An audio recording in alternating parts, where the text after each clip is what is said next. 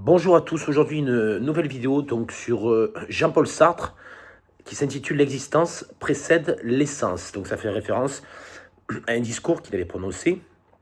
Alors, né Jean-Paul Sartre Aymar Sartre donc à Paris le 21 juin 1905. Alors Jean-Paul Sartre, dans son évolution intellectuelle postérieure, se considéra plutôt comme un homme de lettres que comme un philosophe. Alors Sartre a bouleversé la philosophie de la seconde moitié du XXe siècle par sa pensée radicale de la liberté. Alors certains le classent dans la French Theory, donc Althusser, Foucault, Baudrillard, etc., Simone de Beauvoir. On va dire qu'il était dans cette mouvance existentialiste aussi. Alors c'est le représentant donc du courant existentialiste français, un des principaux, on va dire.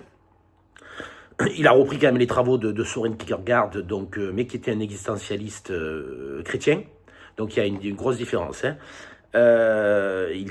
Sartre était un iconoclaste et il était convaincu que l'homme se définissait par ses choix, lesquels modifiaient son essence. Donc il a travaillé aussi sur l'analyse de l'angoisse, de l'absurde ou encore de la mort, qui le mena à conclure que l'être humain, condamné à être libre, était le seul à pouvoir donner du sens à son existence. Donc, en fait, sa pensée s'oppose au déterminisme. Alors, il a été influencé par Hegel, Freud, Husserl, Heidegger, Simone de Beauvoir, Nizan, Merleau-Ponty, Camus et bien d'autres. Il développa une philosophie existentialiste athée, contrairement à Kierkegaard, comme je l'ai dit. Il obtenu et refusa le prix Nobel de littérature en 1964, comme elle avait fait, je crois, de mémoire, Camus en 1957. Il fut le compagnon de Simone de Beauvoir, qui développa un féminisme français. Alors, ses œuvres principales sont L'être et le néant, en 1943. On va détailler un peu plus juste après. L'existentialisme est un humanisme, en 1945. Et la critique de la raison dialectique, en 1960. Sachant qu'il décède en 1980. Il a marqué donc ainsi la vie politique et intellectuelle de la France de 1945 à la fin des années 70. Il contribua au début des années 70 et à la création du journal Libération.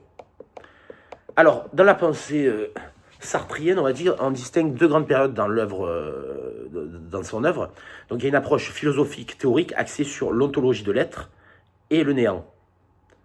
Alors, l'ontologie, ça ramène aussi à Heidegger, l'être qui devient étant.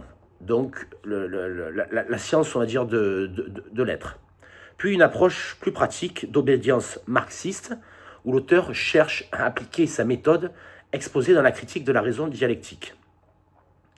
Sartre affirme que la philosophie doit donner son expression au mouvement général de la société et que tant qu'elle vit, c'est elle qui sert de milieu culturel aux contemporains. Ainsi, la philosophie conserverait son efficacité tant qu'elle continuerait de jouer un rôle pratique dans la société.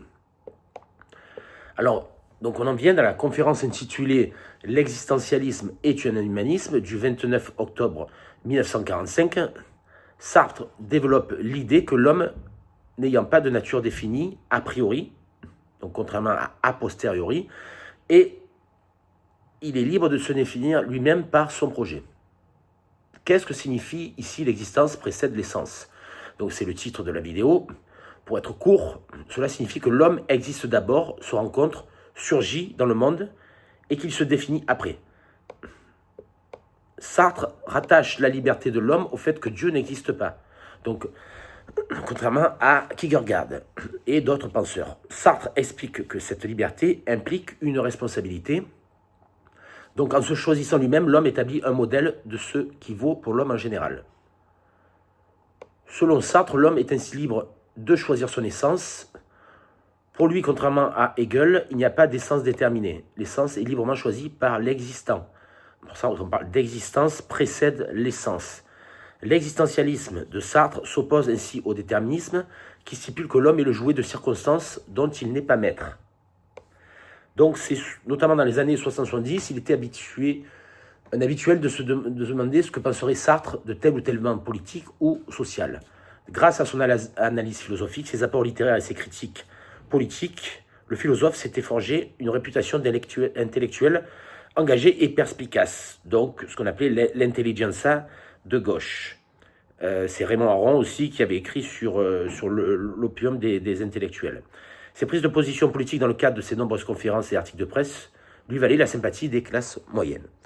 Voilà, je vous remercie beaucoup. Je vous invite à activer les notifications, à vous abonner à la chaîne et à mettre des likes et partager. Je vous dis à très bientôt. Merci. Au revoir.